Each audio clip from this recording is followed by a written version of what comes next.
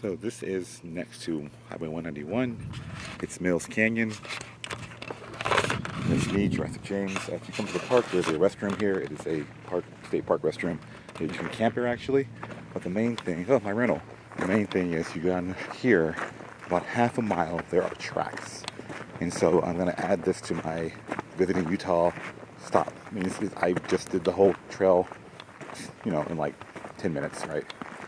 Like 2 there, 2 back, and then take looking at the actual tracks. But I want to give you your own version of this and see how it feels. And so, and before anyone else comes up, here's a artist rendering by someone named Brian Eno. I hope I'm saying that correctly. For the site, this is Cedar Mountain, early Cretaceous period, so it's where I was digging with Jim Kirkland, the same formation. And so you can see, for example, the artwork here. You can see a map of the track site. We are here, we are filming from here, and the tracks are that far away. And it's for families and kids and all the things. And so you walk out, and it's still like 10 o'clock in the morning, so it's pretty hot actually, because it's Utah. But if you walk out here, you can see the trail isn't that hard to find.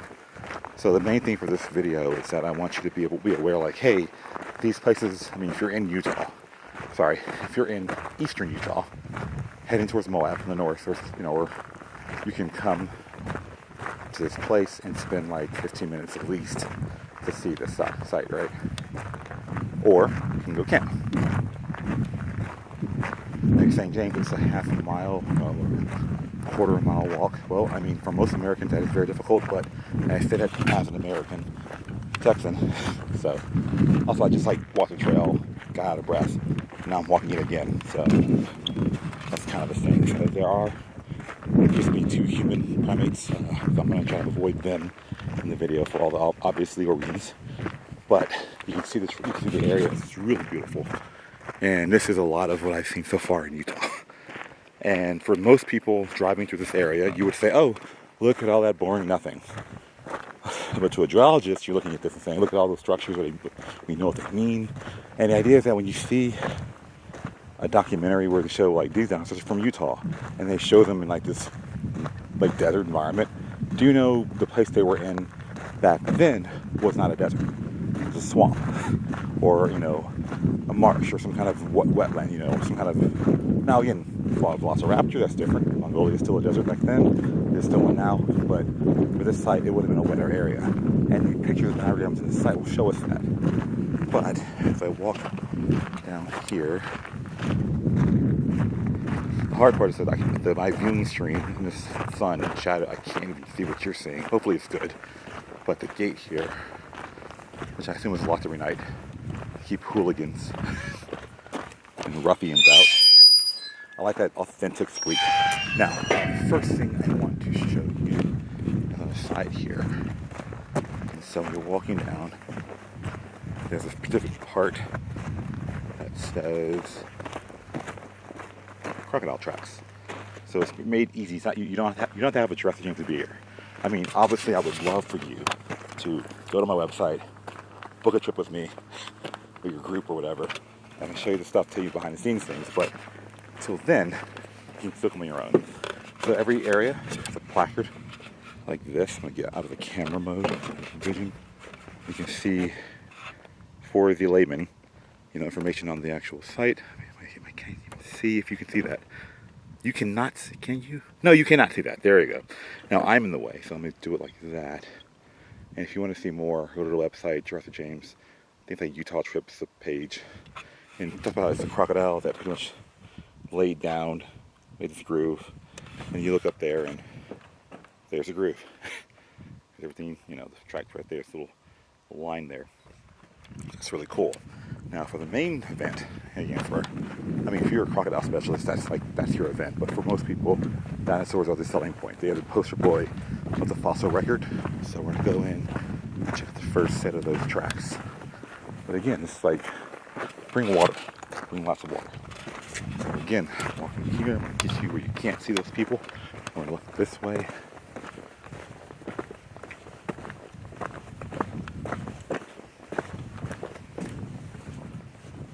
So the first track you'll see here is talks about a medium-sized sauropod, and the idea behind that is, he says, well, why isn't there an exact you know, like people will say this Allosaurus-like or Triceratops-like.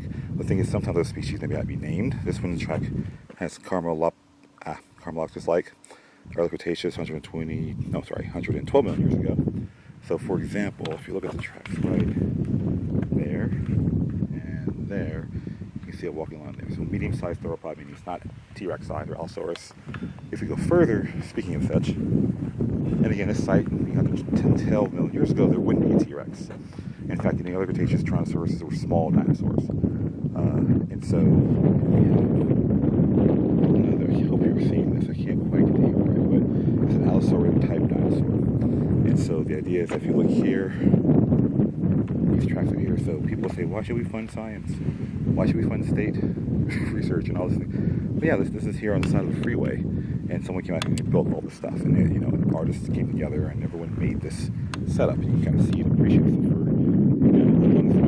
way for a long time. People can come here and enjoy this. Now, one thing to point out here, still trying to avoid our neighbors over there, is this little display here. And so the idea about being a paleontologist and science and all that is that you're looking at this and you're seeing right here that some artists made this image based on scientific notes, right? These are people there taking photographs. That was fun. Taking photographs of this. I'm trying to back now. Taking photographs of this. You can see the tracks break down. So it's not like I can look at it and go, oh yeah, I can see what this is and move on. But for everyone else, you want to see this, and it's right here. So I've always said for paleontology that, frankly, in my opinion, in America at least, Utah is like the mecca of paleontology. But there's no T-Rex is there. Well, yeah, it's more than just T-Rex, okay? And so the idea here is that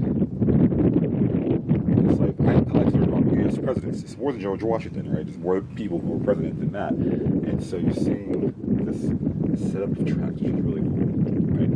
And so here we have, again, the artist's outline. And here's the thing. Here is the picture of the track. Here is the overall imagining of the area. And so you can look at this and see where each dinosaur would have walked. And that is really cool. And so, for example, we have a large nodosaur, which is like an Ankylosaurus, but they have no tail club, right? There's more to it than that, but you see the tracks going along there, right? For my favorite dinosaur group, of course, are sauropods and long necks. So they're seen here in the blue in the outline there. And so you can see the tracks over there of those guys. Now, one of the most important signs, in my opinion, in this site, or actually the most important sign, is right here. And why is it so important? Well, it turns out right here it says, please stay on the trail. And less than 10 feet from that, people are not staying on the trail.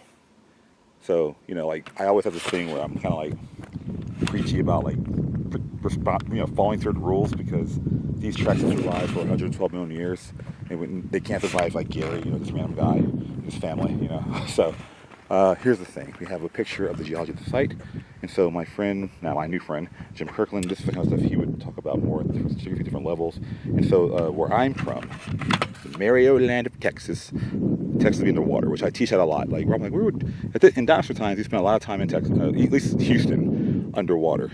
But again, this is where we are here, so it'll be the landmass, right? And so that's really cool that we can reconstruct that thing. I mean, imagine like a 15-car pileup and someone coming to it and going, we can figure out which car hit which one first and so on and so forth. That's what we're doing in some of these geology structures. But the tracks are all along here. So I encourage you to come out here and see the spot. Also the art alone of this. You know, the railing, this railing. So again, that's some artist who was hired for that.